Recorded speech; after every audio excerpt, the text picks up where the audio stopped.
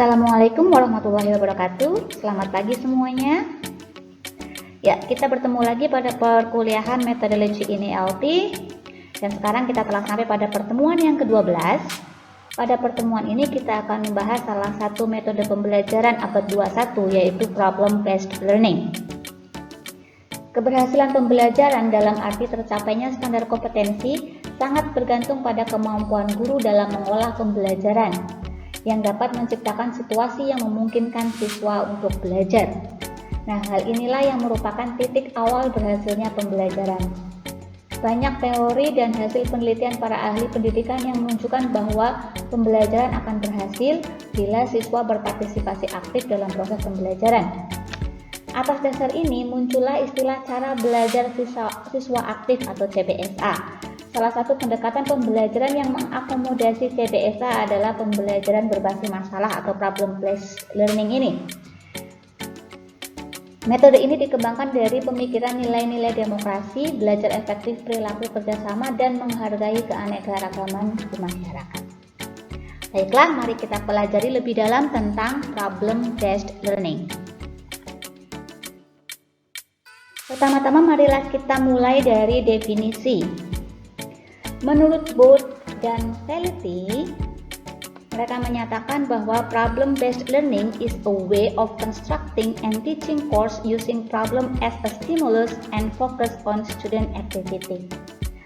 Dari pengertian ini, kita dapat menyimpulkan bahwa problem based learning merupakan metode pembelajaran yang mendorong siswa untuk mengenal cara belajar dan bekerja sama dalam kelompok untuk mencari penyelesaian masalah-masalah di dunia nyata.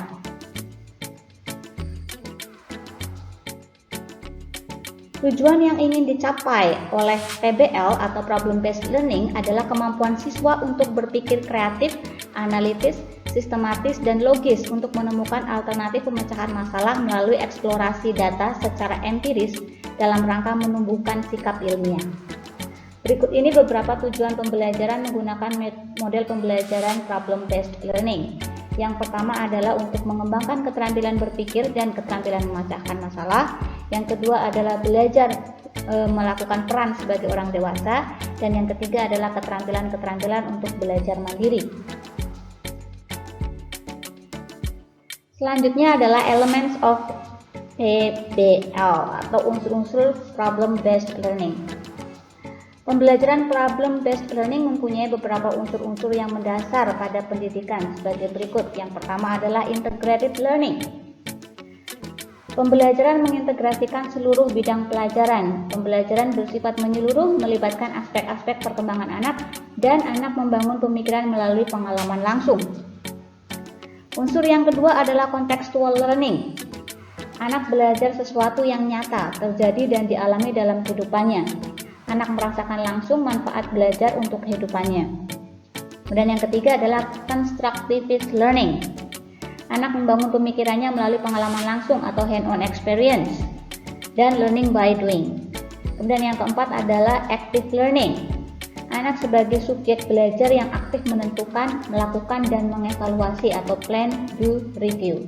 Kemudian elemen yang terakhir yaitu learning interesting. Pembelajaran lebih baik menarik dan menyenangkan bagi anak karena anak terlibat langsung dalam menentukan masalah. Oke, selanjutnya karakteristik problem based learning. Karakteristik dari model pembelajaran ini adalah sebagai berikut. Yang pertama, permasalahan menjadi starting point dalam belajar. Yang kedua, permasalahan yang diangkat adalah permasalahan yang ada di dunia nyata yang tidak terstruktur. Yang ketiga, permasalahan membutuhkan perspektif ganda atau multiple perspectives.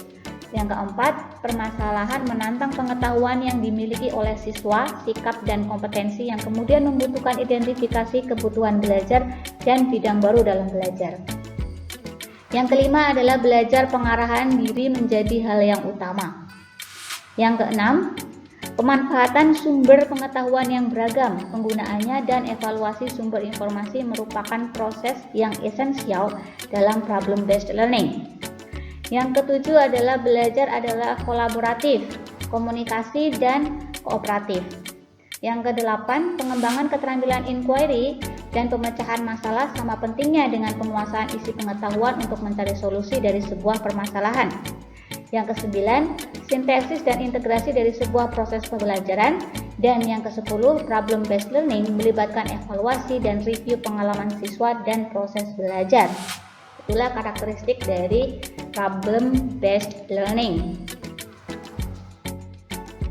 Oke, selanjutnya adalah teaching steps atau langkah-langkah penerapan problem based learning.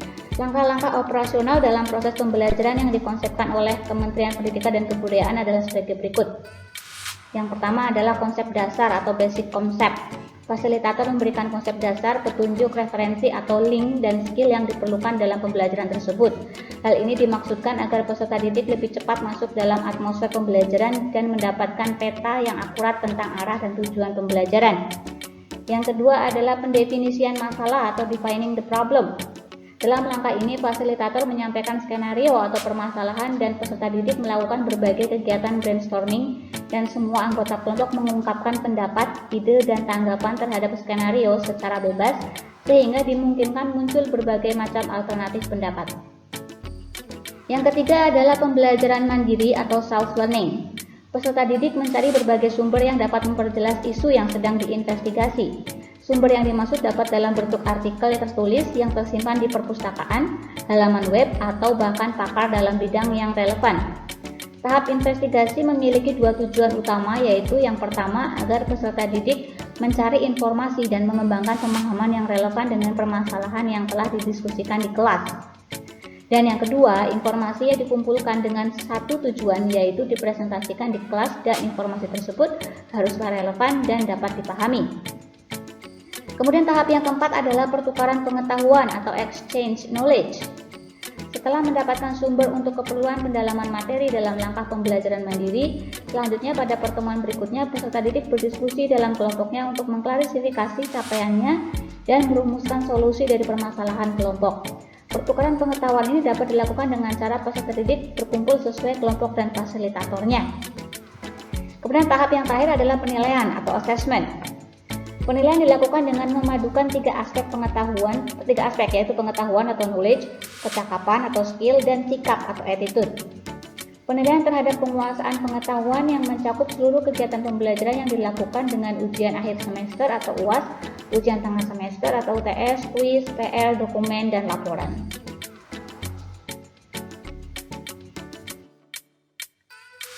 Setiap model pembelajaran biasanya memiliki kelebihan dan kelemahan. Berikut ini merupakan keunggulan atau kelebihan dari penerapan model pembelajaran problem based learning, yaitu sebagai berikut. Yang pertama, pemecahan masalah merupakan teknik yang cukup bagus untuk lebih memahami isi pembelajaran sehingga pembelajaran dapat menjadi lebih bermakna. Yang kedua, pemecahan masalah dapat menantang kemampuan siswa serta memberikan kepuasan untuk menemukan pengetahuan baru bagi siswa. Yang ketiga, pemecahan masalah dapat meningkatkan aktivitas pembelajaran siswa. Yang keempat, pemecahan masalah dapat membantu siswa bagaimana mentransfer pengetahuan siswa untuk memahami masalah dalam kehidupan nyata. Yang kelima, pemecahan masalah dapat membantu siswa untuk mengembangkan pengetahuan barunya dan bertanggung jawab dalam pembelajaran yang dilakukan. Di samping itu, pemecahan masalah itu juga dapat mendorong untuk melakukan evaluasi sendiri, baik terhadap hasil maupun proses belajarnya. Yang keenam, melalui pemecahan masalah bisa memperlihatkan kepada siswa bahwa setiap mata pelajaran pada dasarnya merupakan cara berpikir dan sesuatu yang harus dimengerti oleh siswa, bukan hanya sekedar belajar dari guru atau dari buku saja. Yang ketujuh, pemecahan masalah dianggap lebih menyenangkan dan disukai siswa. Yang kedelapan, pemecahan masalah dapat mengembangkan kemampuan siswa untuk berpikir kritis dan menyesuaikan dengan pengetahuan baru. Yang kesembilan, pemecahan masalah dapat memberikan kesempatan siswa untuk menerapkan pengetahuan yang dimiliki dalam dunia nyata.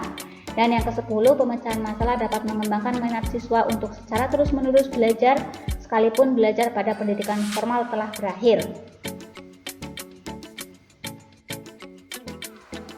Oke, yang selanjutnya adalah kelemahan dari problem based learning. Walaupun metode ini tampak seperti metode yang sangat bagus untuk memotivasi siswa untuk aktif, namun tetap saja terdapat beberapa kelemahan, yaitu yang pertama, Manakala siswa tidak memiliki minat atau siswa berasumsi bahwa masalah yang dipelajari sulit untuk dipecahkan, maka akan merasa enggan untuk mencoba.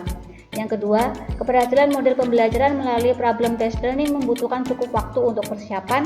Dan yang ketiga, tanpa pemahaman mengapa siswa berusaha memecahkan masalah yang dipelajari, maka siswa tidak akan belajar apa yang ingin dipelajari. Nah, demikianlah penjelasan singkat tentang metode pembelajaran problem based learning. Pembelajaran berbasis masalah atau PBL ini bermaksud untuk memberikan ruang gerak berpikir yang bebas kepada siswa untuk mencari konsep dan menyelesaikan masalah yang terkait dengan materi yang disampaikan oleh guru. Dengan menggunakan pendekatan PBL, siswa tidak hanya sekedar menerima informasi dari guru saja, karena dalam hal ini guru sebagai motivator dan fasilitator yang mengarahkan siswa agar terlibat secara aktif dalam seluruh proses pembelajaran dengan diawali pada masalah yang berkaitan dengan konsep yang dipelajari. Pembelajaran berbasis masalah digunakan untuk merangsang berpikir tingkat tinggi dengan situasi berorientasi pada masalah, termasuk di dalamnya belajar bagaimana belajar. Menurut Ibrahim dan Nur, pembelajaran berbasis masalah juga dikenal dengan istilah lain, yaitu project based learning, experience based learning, authentic learning, dan anchored instruction. Dan beberapa dari istilah-istilah ini akan kita pelajari di pertemuan berikutnya. Oke, sekian dari saya. Terima kasih atas perhatiannya. Wassalamualaikum warahmatullahi wabarakatuh.